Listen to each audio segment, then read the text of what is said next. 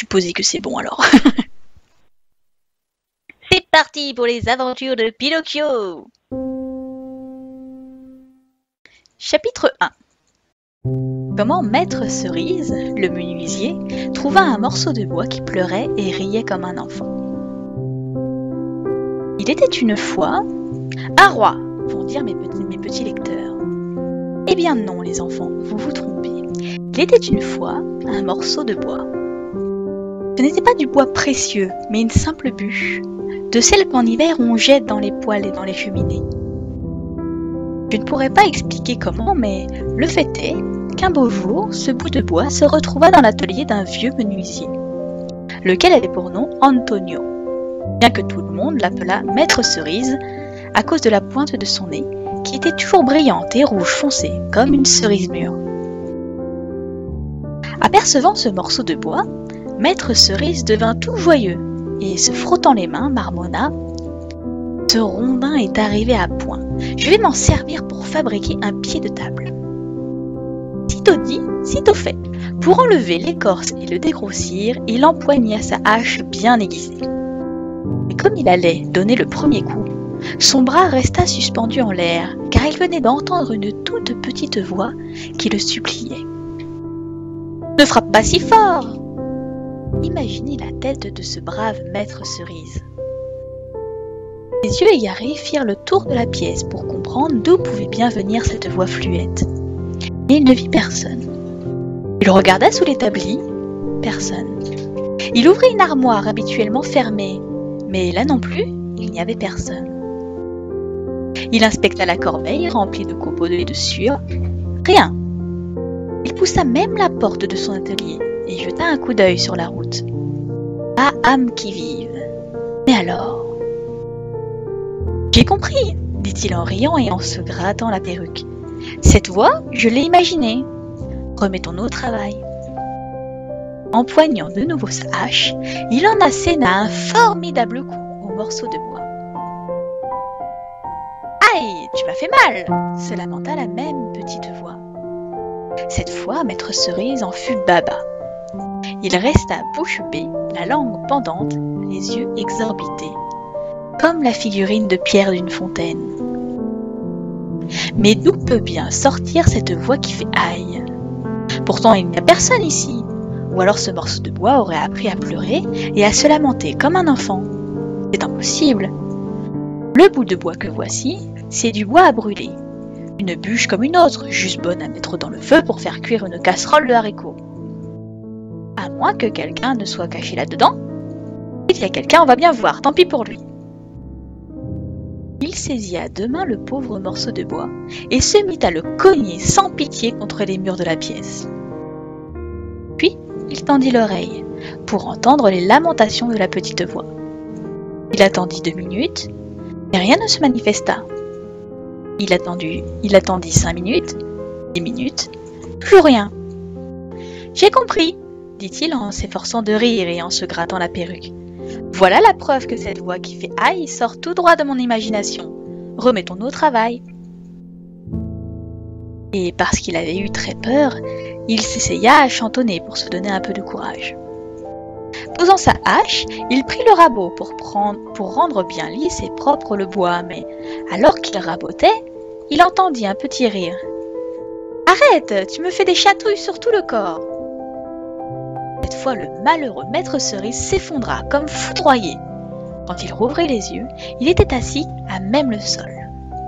Son visage était décomposé. Une terrible peur avait changé jusqu'à la couleur de son nez qui, de rouge, avait viré au bleu foncé. Chapitre 2. Maître Cerise offre le morceau de bois à son ami Geppetto, qui le prend pour se fabriquer une marionnette extraordinaire capable de danser, de tirer l'épée et de faire des sauts périlleux. C'est alors qu'on frappa à la porte. « Entrez !» dit le menuisier sans avoir la force de se relever. Un petit vieux tout guilleret entra dans l'atelier.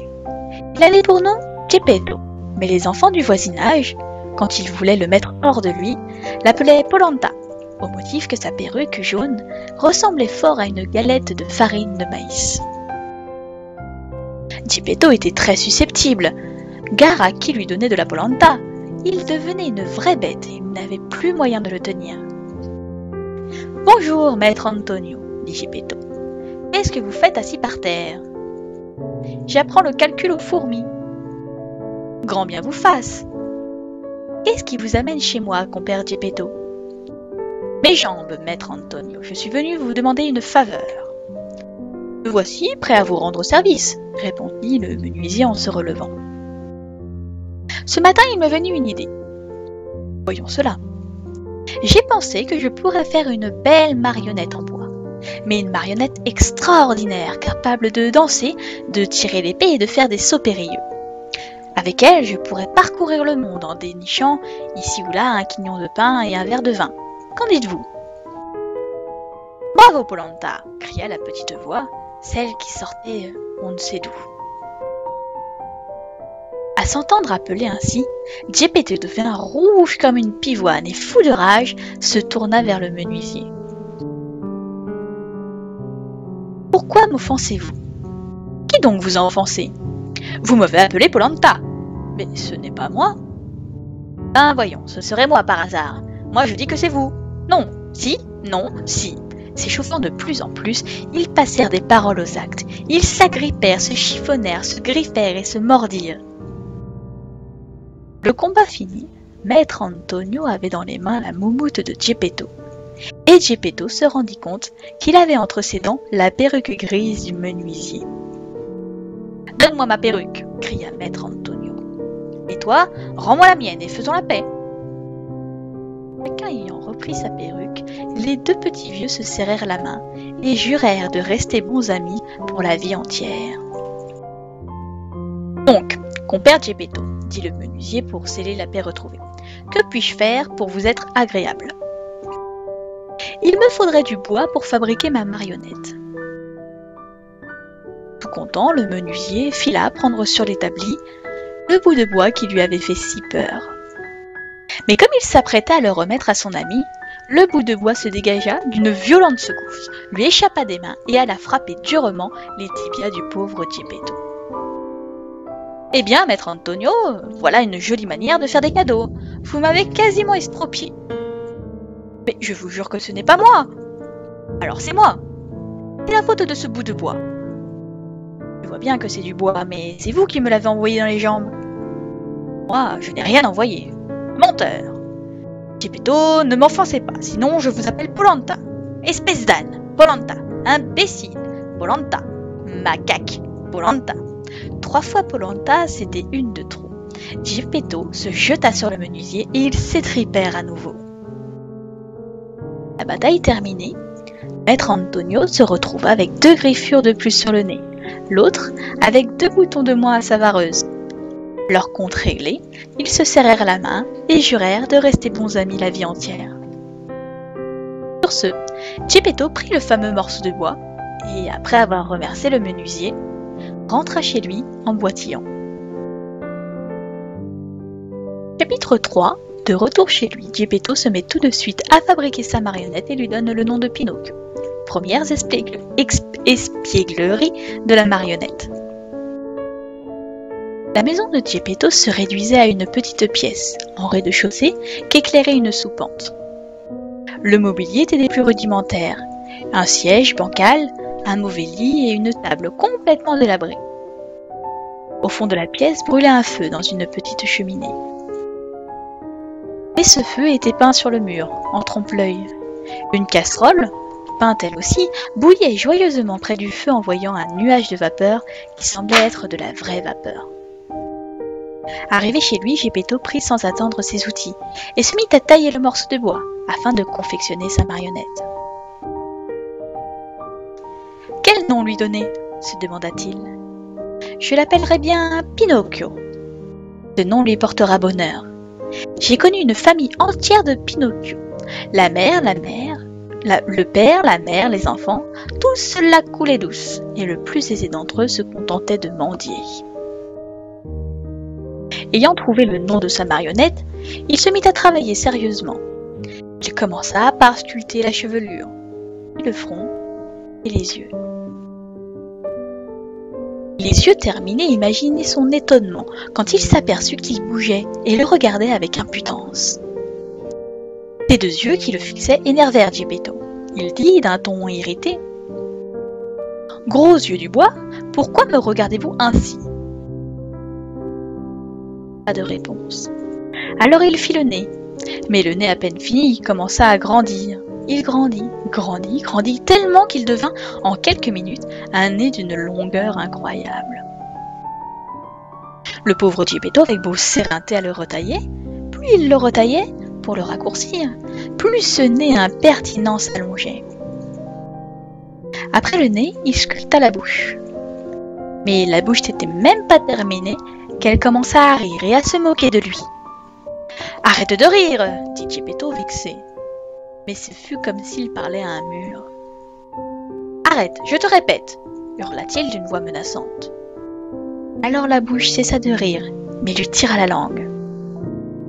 Geppetto, pour ne pas rater son ouvrage, fit semblant de ne rien voir et continua à travailler. Après la bouche, ce fut au tour du menton, puis du cou, du ventre, des bras et des mains. Les mains achevées, Geppetto sentit qu'on lui enlevait sa perruque. Il leva la tête et que vit-il? Sa perruque jaune dans les mains de la marionnette. « Pinocchio, rends-moi tout de suite ma perruque !» Et au lieu de la lui rendre, Pinocchio la mit sur sa tête. La perruque lui mangeait la moitié du visage. Ces manières insolentes avaient rendu triste Geppetto, comme jamais il ne l'avait été de toute sa vie. Il se tourna vers Pinocchio et lui dit « Bougre de gamin, tu n'es même pas fini que tu manques déjà de respect à ton père? C'est mal, mon garçon, c'est mal. » Et il sécha une larme. Restait cependant à fabriquer les jambes et les pieds. Quand Geppetto eut fini, il reçut un coup de pied en plein sur le nez. « C'est de ma faute, se dit-il alors, j'aurais dû y penser avant, maintenant c'est trop tard. » Après quoi, il empoigna la marionnette sous les bras et la posa sur le sol de la pièce pour la faire marcher. Mais Pinocchio avait les jambes raides et ne savait pas encore s'en servir. Geppetto le prit alors par la main et lui apprit à mettre un pied devant l'autre. Une fois ses jambes dégourdies, Pinocchio commença à marcher tout seul. Puis, il se mit à courir à travers la pièce. Finalement, il passa à la porte de la maison, sauta dans la rue et s'enfuit. Et le pauvre Geppetto de courir derrière lui sans pouvoir le rattraper parce que ce polisson de Pinocchio filait en bondissant comme un lièvre. Ses pieds de bois frappaient le pavé de la rue en faisant autant de tapage que 20 paires de sabots. « Arrêtez-le, arrêtez-le » criait Geppetto. Mais les gens dans la rue, voyant cette marionnette en bois, cavalant comme un cheval arabe, étaient enchantés de la regarder et ils riaient. Vous ne pouvez pas savoir comme ils riaient. Vint heureusement un carabinier, qui, entendant tout ce vacarme et croyant qu'il s'agissait d'un poulain qui avait échappé à son maître, se campa courageusement au milieu de la rue, jambes écartées, avec la ferme résolution de l'arrêter, et d'empêcher ainsi de plus graves désordres. Quand Pinocchio se rendit compte que le carabinier barrait la rue, il tenta de le tromper en lui passant entre les jambes, mais sa tentative échoua. Sans bouger d'un pouce, le policier l'attrapa, carrément par le nez. C'était un nez tellement démesuré qu'il paraissait n'exister que pour être attrapé par les carabiniers. Et il le rendit à Geppetto qui, en punition, décida de lui tirer les oreilles. Mais imaginez sa tête quand, en cherchant les oreilles, il ne les trouva pas. Et savez-vous pourquoi ? Parce que dans sa précipitation, il avait tout simplement oublié de les faire. Il le saisit donc par la nuque, et tout en le ramenant à la maison, lui secouait la tête et le menaçait. « On rentre, et quand on sera rentré, on réglera nos comptes. » À ces mots, Pinocchio se jeta par terre et ne voulut plus marcher. Immédiatement, curieux et badauds se rapprochèrent et commencèrent à former un cercle autour d'eux. Chacun donnait son avis. Certains disaient « Pauvre marionnette, elle a raison de ne pas vouloir rentrer. Qui sait si elle ne serait pas battue par ce diable de Geppetto ?» Et les autres, malicieusement, en rajoutaient. « Ce Geppetto semble un brave homme, mais en vérité, c'est un vrai tyran avec les enfants. Si on lui laisse cette marionnette, il est capable de la mettre en pièces. » Ils firent et dirent tant et si bien que le carabinier libéra Pinocchio et conduisit en prison le pauvre Geppetto. Incapable de trouver les mots pour se défendre, Il pleurait comme un veau, et tout au long du chemin, murmurait en sanglotant « Sale gamin !» et dire que je me suis donné toute cette peine pour fabriquer une marionnette bien comme il faut. Tout reste à faire, j'aurais dû y penser plus tôt. Ce qui arriva ensuite est une incroyable histoire. C'est cette histoire que je vais vous raconter maintenant. Chapitre 4, l'histoire de Pinocchio et du grillon qui parle, où l'on voit que les méchants garçons ne supportent pas d'être contrariés par qui en sait plus qu'eux. Voilà donc la suite, les enfants. Alors que le pauvre Geppetto était conduit sans raison en prison, ce polisson de Pinocchio, sorti des griffes du carabinier, descendit à toutes jambes à travers champs pour rentrer plus vite à la maison. Dans sa course folle, il gravissait les plus hauts talus, sautait par-dessus des haies de ronces et franchissait les fossés pleins d'eau, exactement comme un chevreau ou un jeune lièvre, poursuivi par des chasseurs. Arrivé devant la maison, il trouva la porte fermée. Il lui donna une bourrade, entra, tira tous les verrous et s'affala par terre en poussant un grand soupir de satisfaction. Mais la satisfaction dura peu, car il entendit, quelque part dans la pièce, quelqu'un qui faisait « Cri, cri, cri !»« Qui donc m'appelle » demanda Pinocchio apeuré. « C'est moi !» Il se retourna et vit un énorme grillon qui grimpait lentement sur le mur.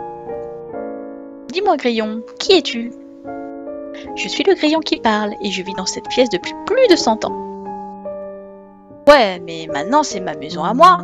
dit la marionnette. « Et si tu veux vraiment me faire plaisir, va-t'en tout de suite et ne reviens pas. »« Je ne partirai d'ici, » répondit le grillon, « qu'après t'avoir dit une vérité essentielle. »« Bon, alors grouille-toi de me la dire. » Malheur aux enfants qui se révoltent contre leurs parents et abandonnent par caprice la maison paternelle.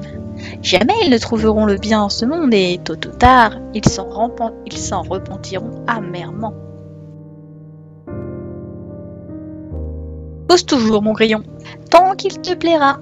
Moi, je sais que demain, à l'aube, je partirai d'ici, car si je reste, il m'arriva ce qui arrive à tous les enfants. C'est-à-dire qu'ils me verront à l'école, et que cela me plaise ou non, on m'obligera à étudier. Or, moi, je te le dis en confidence, étudier ne me va pas du tout. Cela m'amuse beaucoup plus de courir derrière les papillons et de grimper dans les arbres pour dénicher les oiseaux. Pauvre petit sot, tu ne sais donc pas qu'en agissant ainsi, tu deviendras le plus beau des ânes et que tout le monde se paiera ta tête? Oh, la barbe grillon de malheur, cria Pinocchio. Mais le grillon, qui était patient et philosophe, au lieu de prendre mal cette impertinence, continua sur le même ton. Il ne te plaît pas d'aller à l'école, tu pourrais au moins apprendre un métier, de façon à pouvoir gagner ta vie honnêtement. Tu veux que je te dise ? Répliqua Pinocchio, qui commençait à s'énerver.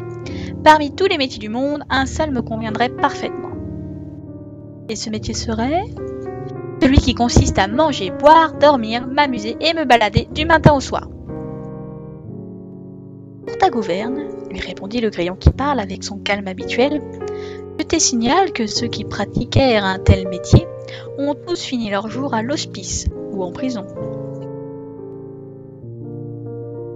Cela suffit, grillon de malheur, si la colère me prend garde à toi. Pauvre Pinocchio, tu me fais pitié. Et pourquoi, grillon ? Parce que tu es une marionnette. Et ce qui est terrible, tu as donc la tête dure comme du bois.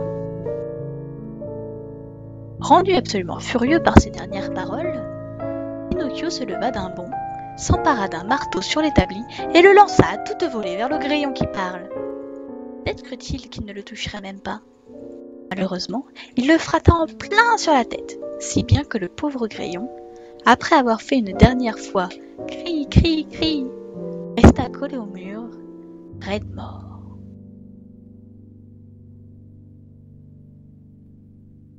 Chapitre 5. Pinocchio a faim et cherche un œuf pour faire une omelette. Mais au moment de la manger, l'omelette s'envole par la fenêtre. La nuit commença à tomber. Pinocchio ressentit un petit creux à l'estomac et se rappela qu'il n'avait rien mangé. Ce petit creux chez les enfants grandit rapidement. En peu de minutes, il se transforme en véritable faim, et cette faim, subrepticement, devient faim de loup, une faim colossale. Le pauvre Pinocchio commença par se ruer vers la cheminée où fumait une casserole, et voulut enlever le couvercle pour voir ce qui cuisait. Mais cette casserole n'était qu'une peinture murale, imaginez sa stupeur. Son nez déjà long s'allongea encore plus, d'au moins 4 doigts. Alors il se mit à courir comme un fou dans toute la pièce, fouillant dans toutes les boîtes, inspectant les placards à la recherche d'un peu de pain sec, d'un crouton quelconque, d'un os pour chien, d'un restant de polenta moisi, d'une arête de poisson ou d'un noyau de cerise, bref, de n'importe quoi à se mettre sous la dent. Mais il ne trouva rien, absolument rien, rien de rien. Or la faim grandissait et grandissait toujours. Cette faim provoquait en lui l'envie de bâiller, et ses bâillements étaient si conséquents que sa bouche s'étirait jusqu'aux oreilles. Il bâillait, crachotait et sentait que son estomac lui descendait sur les talons. Désespéré, il se mit à pleurer. Le grillon qui parle avait raison. Je n'aurais pas dû me révolter contre mon papa, ni me sauver de la maison. Si papa était là, je n'en serais pas réduit à bâiller, à en mourir. Oh, quelle sale maladie que d'avoir faim! Et voilà qu'il put s'en voir, dans un tas de poussière, quelque chose de rond et blanc, comme un œuf de poule. Il se jeta dessus d'un seul bond. C'était bien un œuf. La joie de la marionnette fut indescriptible. Croyant rêver, il tournait et retournait cet œuf dans ses mains, le caressait et l'embrassait tout en disant « Et maintenant, comment vais-je le faire cuire? En omelette? À la coque? Sur le plat, ce serait pas plus savoureux? Oui, et c'est encore le moyen le plus rapide, j'ai trop envie de le manger. » Sitôt dit, sitôt fait, il mit un poêlon sur un brasero aux cendres chaudes et versa, faute d'huile ou de beurre, un peu d'eau. Quand l'eau commença à bouillir, tac, elle fit éclater la coquille qui laissa s'échapper ce qu'il y avait à l'intérieur. Or, au lieu du blanc et du jaune de l'œuf, sortit un petit poussin tout content et très poli, qui après une belle révérence dit « Merci 1000 fois, monsieur Pinocchio, de m'avoir épargné la fatigue de rompre moi-même ma coquille. Portez-vous bien et bonjour chez vous. » Puis il étendit ses ailes et passant par la fenêtre restée ouverte, s'envola dans le ciel et disparut à l'horizon. La pauvre marionnette en resta paralysée, les yeux fixes, la bouche ouverte, la coquille cassée dans la main. Le choc passé, il se mit à pleurer, à crier, à taper les pieds par terre de désespoir, et tout en pleurant, s'exclama « Le grillon qui parle avait donc raison. Si je ne m'étais pas sauvé de la maison, et si mon papa était encore ici, je n'en serais pas réduit à mourir de faim. Oh, quelle sale maladie que la faim !» Et parce que son corps rouspétait plus que jamais, et qu'il ne savait quoi faire pour le contenter, il songea à sortir pour une virée dans le voisinage, histoire de trouver quelques personnes charitables qui lui feraient l'aumône d'un peu de pain. Chapitre 6. Pinocchio s'endort, les pieds posés sur le brasero, et le lendemain matin, ils sont entièrement calcinés. Dehors, c'était proprement infernal. Un terrible orage tonnait avec fracas, et la nuit s'éclairait comme si le ciel avait pris feu. Un vent glacial tournoyait, sifflant méchamment, soulevant un immense nuage de poussière et faisant gémir tous les arbres de la campagne. Pinocchio avait très peur du tonnerre et des éclairs, mais la faim était encore plus forte que la peur. Alors, il poussa la porte, et filant à toute allure, arriva dans le village une petite centaine de bonds plus loin, la langue pendante et le souffle court, comme un chien de chasse. Tout était dans l'obscurité. Les boutiques étaient fermées, closes les portes et les fenêtres des maisons. Dans la rue, pas un chat. On aurait dit un village de morts. Accablé par le désespoir et la faim, Pinocchio se pendit à la sonnette d'une maison et carillonna tout en se disant « Quelqu'un finira bien par se mettre à la fenêtre !» Effectivement, un petit vieux apparut, son bonnet de nuit sur la tête et très énervé. « Qu'est-ce que vous voulez à cette heure-ci ? Peut-être serez-vous assez aimable de me donner un morceau de pain ?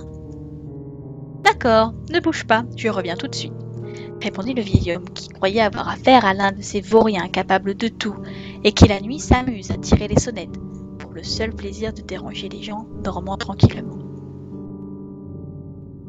30 secondes plus tard, la fenêtre s'ouvrit de nouveau et le petit vieux cria à Pinocchio « Mets-toi bien dessous et tends ton chapeau !» Pinocchio enleva immédiatement son couvre-chef, mais au moment où il le tendait, il reçut une bassine entière d'eau qui l'arrosa de la tête aux pieds, comme s'il était un géranium desséché. Revenu à la maison, trempé jusqu'aux os, au comble de la fatigue et de la faim, n'ayant même plus force de rester debout, il s'affala sur une chaise et posa ses pieds humides sur le brasero aux braises rouges. Il s'endormit ainsi, et pendant qu'il dormait, ses pieds, qui étaient en bois, brûlèrent petit à petit, jusqu'à être réduits en cendres. Malgré tout, Pinocchio continuait à dormir et à ronfler comme si ses pieds étaient ceux d'un autre. Il ne se réveilla qu'à l'aube, parce que quelqu'un avait frappé à la porte. « Qui est-ce » dit-il en bâillant et en se frottant les yeux. « C'est moi » répondit une voix. Cette voix était celle de Geppetto. Chapitre 7. Revenu chez lui, Geppetto va refaire les pieds de la marionnette et lui donner son propre repas. Le pauvre Pinocchio, qui était encore ensommeillé, ne s'était pas rendu compte que ses pieds étaient brûlés. Quand il entendit la voix de son père, il sauta de son tabouret pour lui ouvrir. Mais après avoir titubé 2 ou 3 fois, il tomba de tout son long sur le sol. Et en tombant, il fit autant de vacarme qu'une batterie de cuisine dégringolant du 5e étage. « Ouvre-moi » lui criait Geppetto de la rue. « Mais, mon papa, je ne peux pas » lui répondait la marionnette en pleurant et en se roulant par terre. « Pourquoi ne peux-tu pas ? On m'a mangé les pieds. Et qui donc les a mangés ?» Pinocchio regardait le chat qui s'amusait à pousser des copeaux avec ses pattes. « C'est le chat » répondit-il. « Ouvre-moi, je te dis, sinon je vais t'en donner du chat. Mais ce sera du chat à 9 queues. »« Je vous supplie de me croire, je ne peux pas me tenir debout. Oh, pauvre de moi, je devrais toute ma vie me traîner sur les genoux. » Geppetto était persuadé que toutes ces pleurnicheries étaient encore une espièglerie de la marionnette. Pour en finir, il s'accrocha au mur et rentra dans la maison par la fenêtre. Au début, il voulut mettre les choses au point, mais quand il vit son Pinocchio par terre et qu'il n'avait plus de pieds, il fut immédiatement attendri. Le prenant par le cou, il l'embrassa et lui fit 1000 caresses. Des larmes lui coulaient sur les joues. Tout en sanglotant, il lui dit « Mon Pinocchio à moi, comment as-tu fait pour te brûler les pieds ?»« J'en sais rien, papa, mais c'était une nuit d'enfer dont je me souviendrai toujours. Il tonnait, il y avait des éclairs partout et moi j'avais très faim. Alors le grillon qui parle m'a dit « Tu as été méchant et c'est tout ce que tu mérites. » Et moi je lui ai répondu « Ça suffit, grillon. » Mais il a ajouté « Tu n'es qu'une marionnette qui a la tête aussi dure que du bois. » Alors moi je lui ai envoyé un marteau à la figure. Il est mort, mais c'est de ma faute. C'est de sa faute. Je ne voulais pas le tuer. Après, j'ai mis une poêle sur le brasero allumé, le poussin est sorti, il m'a dit « Adieu et bonjour chez vous. » Comme j'avais de plus en plus faim, le petit vieux en bonnet de nuit m'a ordonné de me mettre sous sa fenêtre et de tendre mon chapeau. C'est comme cela que j'ai reçu une bassine d'eau, parce que je demandais un peu de pain. Est-ce honteux de demander du pain? Bon, après je suis revenue à la maison, toujours affamée. J'ai posé mes pieds sur le brasero pour les sécher, puis vous êtes arrivé. Et je me suis aperçue que mes pieds étaient brûlés. Maintenant, la faim, je l'ai toujours, mais les pieds, je n'en ai plus. Et Pinocchio de recommencer à pleurer et à brailler si fort qu'on pouvait l'entendre à 5 km à la ronde.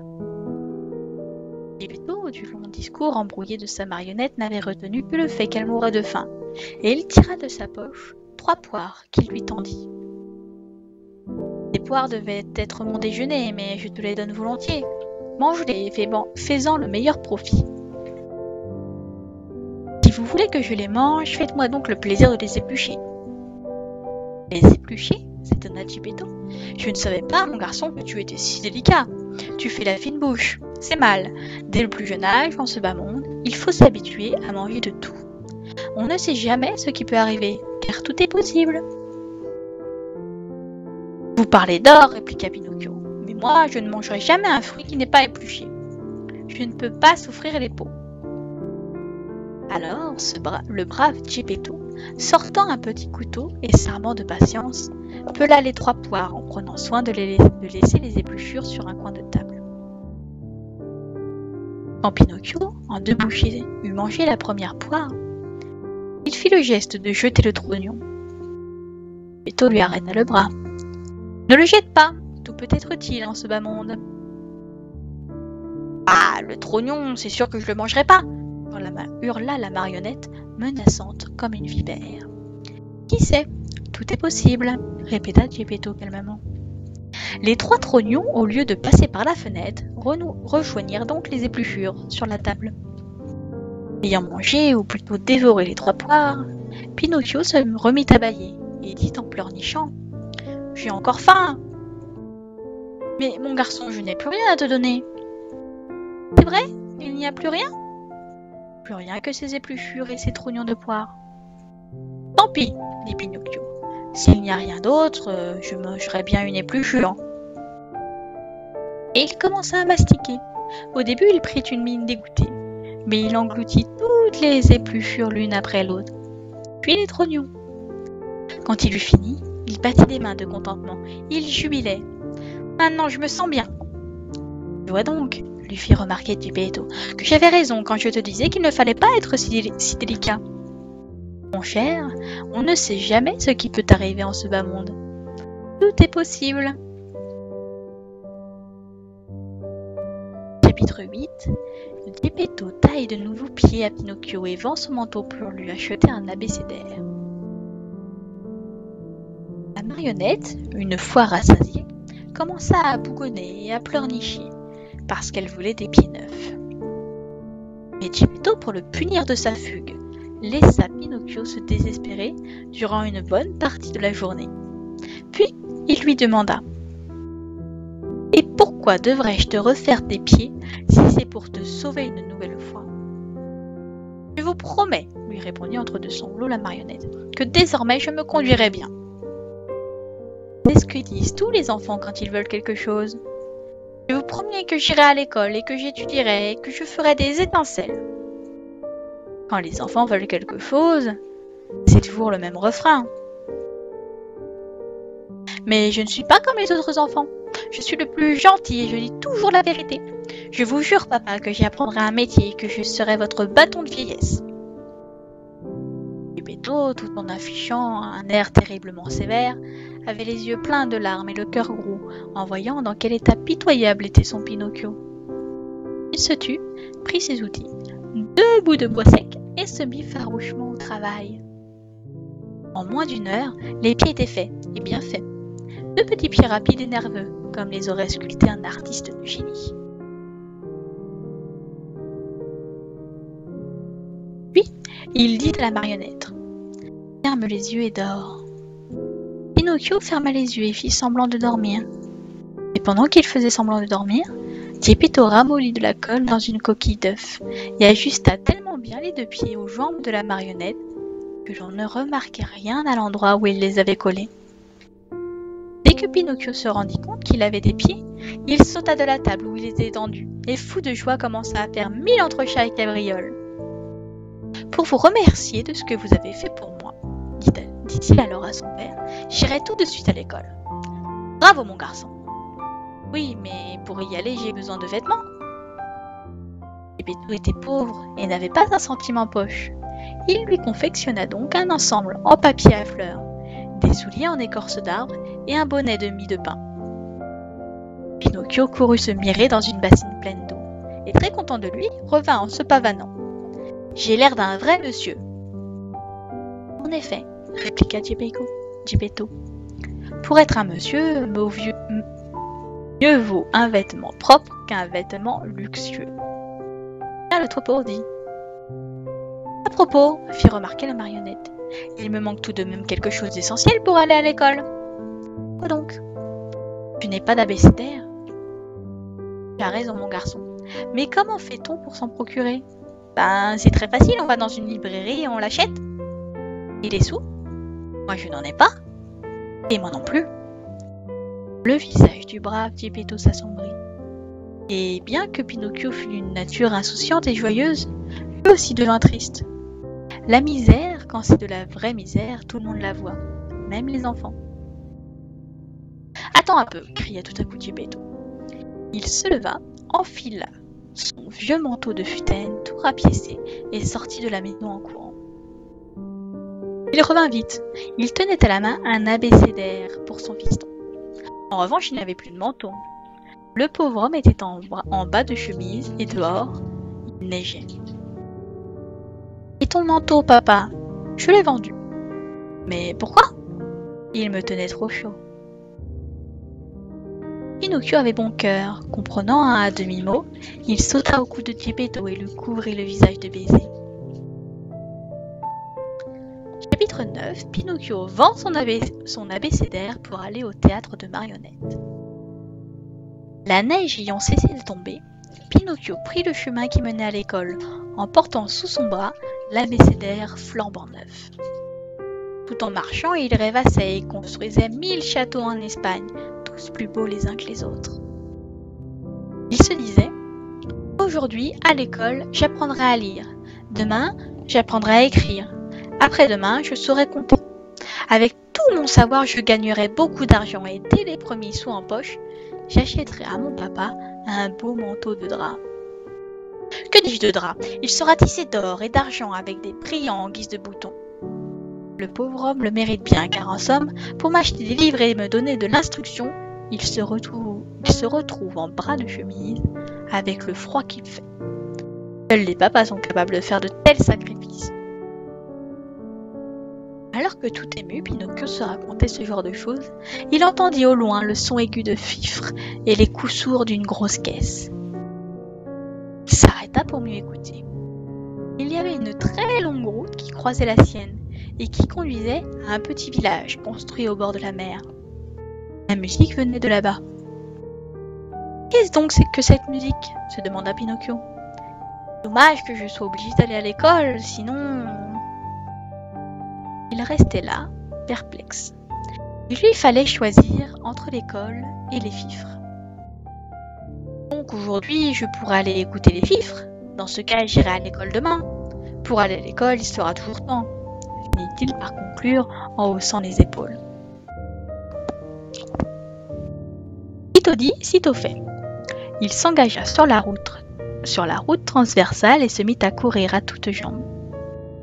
Et plus il courait, mieux il entendait les fifres et la grosse caisse. Il arriva sur une place pleine de gens qui s'agglutinaient autour d'une grande baraque en bois recouverte d'une toile bariolée aux 1000 couleurs. « C'est quoi cette baraque ?» demanda-t-il à un gamin du village. « Tu n'as qu'à lire la pancarte, c'est écrit dessus. »« Je la lirais bien volontiers, mais il se trouve qu'aujourd'hui je ne sais pas lire. » « Pauvre ignorant, moi je vais te la lire. Sache donc que sur cette pancarte, il est écrit en lettres rouges comme du feu « Grand théâtre de marionnettes ». Et il y a longtemps que le spectacle a commencé ? Il commence. Pour entrer, combien ça coûte ?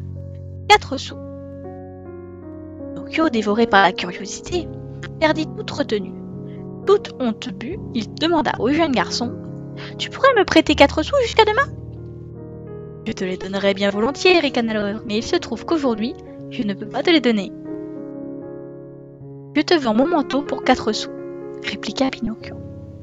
« Que veux-tu que je fasse d'un manteau en papier peint ?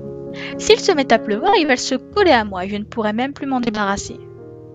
Alors prends mes chaussures. Elles sont tout juste bonnes à allumer le feu. Et le bonnet, tu m'en donnerais combien ? Belle acquisition en vérité, un bonnet en mie de pain.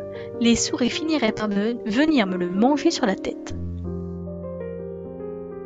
Pinocchio était sur des charbons ardents.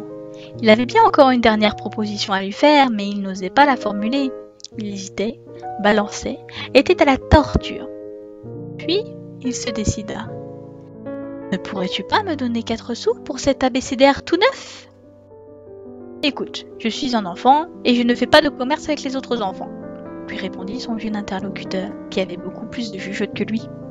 « Pour 4 sous, moi je le prends », intervint un chiffonnier qui avait entendu leur conversation. Le livre fut vendu sur le champ, et dire que pour avoir acheté ce même abécédaire à son fils chéri, le brave Geppetto, en bras de chemise, grelottait de froid chez lui. Chapitre 10. Les marionnettes reconnaissent en Pinocchio l'une des leurs et lui font la fête. Au moment où l'allégresse est à son comble, survient Mangiafoco, le marionnettiste. Pinocchio est promis à une triste fin. L'entrée de Pinocchio dans le petit théâtre de marionnettes suscita un incident qui provoqua une sorte de révolution. Il faut savoir que le rideau était levé et que le spectacle avait commencé. Sur la scène, Arlequin et Polichinelle se querellaient et s'apprêtaient, comme d'habitude, à en venir aux gifles et aux coups de bâton. Leur prise de bec faisait se plier de rire un public captivé. Les deux marionnettes gesticulaient et s'envoyaient des injures avec tant de naturel qu'elles paraissaient aussi vivantes que vous et moi. Mais vivant ou pas, Arlequin s'arrêta soudain de jouer. Faisant face au public, il montra de la main quelqu'un au fond de la salle et se mit à déclamer avec emphase « Dieu du ciel, est-ce que je rêve? Pourtant c'est bien Pinocchio que je vois là !»« C'est vraiment Pinocchio !» cria Polichinelle à son tour. « C'est tout à fait lui !» renchérit Madame Rossora, dont la tête passa à travers le décor. « C'est Pinocchio !» reprirent en chœur toutes les marionnettes surgissant des coulisses. « C'est notre frère à tous, vive Pinocchio !»« Pinocchio, viens là !» cria Arlequin, « viens te jeter dans les bras de tes frères en bois !» Cette affectueuse invite fit bondir Pinocchio hors de son siège. D'un saut, il fut dans les premiers rangs, un autre saut le propulsa sur la tête du chef d'orchestre, et de là, il arriva directement sur la scène. Difficile d'imaginer la débauche de marques d'amitié qu'on lui témoigna. Dans le plus grand désordre, toute la troupe de ce théâtre végétal. Ce furent des embrassades, des étreintes, des joyeux petits pinsons de complicité, de tendres frottements de museaux que seule une fraternité sincère et réelle peut inspirer. Il n'y a pas à dire, le spectacle était émouvant. Pourtant, le public, voyant que la comédie n'avançait plus, s'impatienta et se mit à crier « La suite, la suite !» Ce fut peine perdue, car les marionnettes, au lieu de se remettre à jouer, firent encore plus de tapage et, hissant Pinocchio sur leurs épaules, le portèrent en triomphe sur le devant de la scène. C'est alors qu'intervient le marionnettiste, un homme à la stature colossale et si laid que l'on mourrait de peur rien qu'à le regarder. Il avait une barbe noire comme de l'encre, si longue qu'elle traînait par terre et qu'il s'emmêlait les pieds dedans quand il marchait.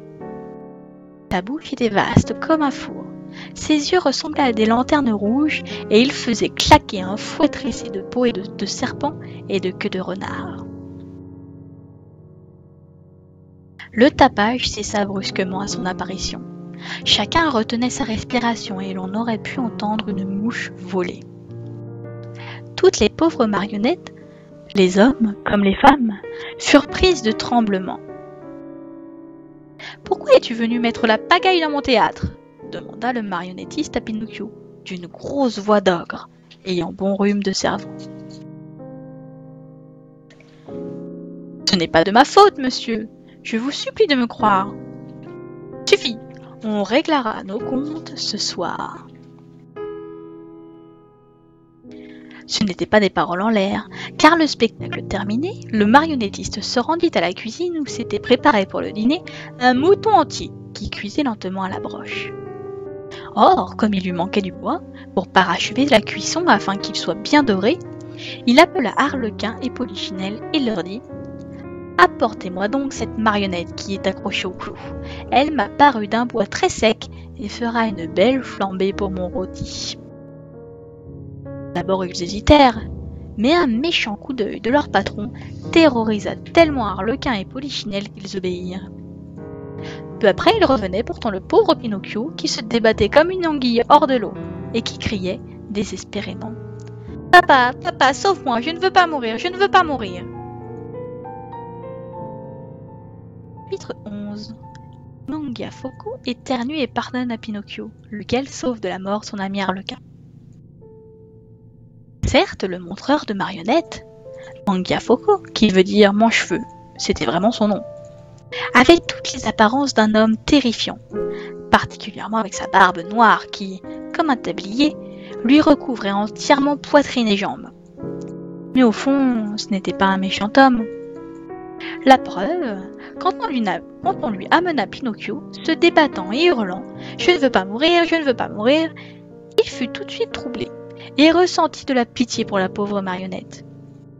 Il résista bien un bon moment, mais ne se contrôlant plus, il finit par émettre un très sonore éternuement. Arlequin, qui semblait avoir été transformé en saule pleureur tellement il était affligé, retrouva subitement un visage joyeux à la suite de cet éternuement, et se penchant vers Pinocchio, lui souffla « Bonne nouvelle mon frère, le maître vient d'éternuer, ce qui veut dire qu'il s'est pris de compassion pour toi, et que tu es sauvé. » En effet, alors que tous les humains pleurent, ou du moins font semblant de sécher des larmes quand quelqu'un leur fait pitié, Mangiafoco, lui, éternuait. C'était sa manière à lui de faire savoir qu'il avait du cœur. Après avoir éternué, le montreur de marionnettes choisit de refaire le bourru et grommela à l'adresse de Pinocchio. « Arrête de pleurer, toutes ces lamentations m'ont ouvert l'appétit. Je sens un tiraillement qui... Atchoum !»« À vos souhaits, » dit Pinocchio. « Merci. Dis-moi, ton papa et ta maman sont toujours vivants ?»« Papa, oui. Je n'ai jamais connu ma maman. » Évidemment, évidemment. Quelle tristesse ce serait pour ton vieux papa si je te faisais griller sur ces braises rouges. Pauvre homme. Vraiment, je compatis. Atchoum !»« À vos souhaits, » répéta Pinocchio. « Merci. Mais il faut aussi éprouver de la compassion pour moi, car comme tu le vois, je n'ai plus de bois pour finir de cuire ce mouton. En vérité, te jeter dans le feu m'aurait bien arrangé. Mais que veux-tu? J'ai eu pitié. Maintenant, c'est trop tard. Je vais donc te remplacer par l'une de mes marionnettes. Oh là, les gendarmes !» Très long, très maigre, bicorne sur la tête et sabre au clair, 2 gendarmes surgirent immédiatement. Le marionnettiste, d'une voix rauque, leur ordonna « Attrapez-moi cet arlequin, ligotez-le bien et jetez-le dans le feu. Tu veux que mon rôti soit réussi. » Imaginez la tête du pauvre arlequin. Il fut si épouvanté que ses jambes plièrent sur lui et qu'il se retrouva à plat ventre par terre. Bouleversé par ce spectacle, Pinocchio en sanglots se jeta aux pieds du marionnettiste et inonda sa barbe de ses pleurs. Il supplia « Pitié, monsieur Mangiafoco !»« Ici, il n'y a aucun monsieur, » répliqua sèchement le marionnettiste.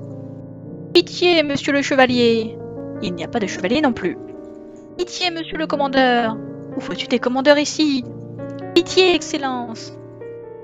Cette fois, très flatté de s'entendre appeler Excellence, le montreur de marionnettes s'humanisa et demanda à Pinocchio d'un ton plus affable. « Eh bien, que veux-tu ? Vous demandez la grâce de ce pauvre arlequin. »« Il n'y a pas de grâce qui tienne, puisque j'ai épargné toi, il faut bien que je le mette lui dans le feu. Sinon, mon bouton ne sera pas bien doré. » Dans ce cas, répliqua fièrement Pinocchio en se levant et en jetant son bonnet de mie de pain, « dans ce cas, je sais où est mon devoir. Avancez, messieurs les gendarmes, attachez-moi et jetez-moi dans les flammes. Il n'est pas juste qu'Arlequin, un véritable ami, dusse mourir à ma place. » Cette déclaration héroïque, prononcée haut et fort, fit couler les larmes de toutes les marionnettes présentes, jusqu'aux gendarmes qui, bien que de bois, pleuraient comme des veaux. Au début, Mangiafoco resta intraitable, un vrai bloc de glace. Mais peu à peu, il s'attendrit, puis il éternua. Après 4 ou 5 éternuements, il ouvrit ses bras. « Tu es un garçon très courageux, viens m'embrasser. » Pinocchio se jeta dans les bras du marionnettiste. Grimpant dans sa barbe comme un écureuil, il alla poser un gros baiser sur son nez. « Je suis gracié ?» demanda à peine audible le pauvre arlequin, qui n'avait plus qu'un filet de voix. « Gracié !» répondit Mangiafoco. Tout en soupirant et en hochant la tête, il ajouta « Tant pis, aujourd'hui je me contenterai d'un mouton à moitié cru. Mais la prochaine fois, gare à celui sur qui ça tombera. » Apprenant que la grâce avait été obtenue, toutes les marionnettes se précipitèrent sur la scène, et après avoir allumé toutes les lumières, comme pour une soirée de gala, se mirent à danser et à sauter en tous les sens. À l'aube, elle dansait encore.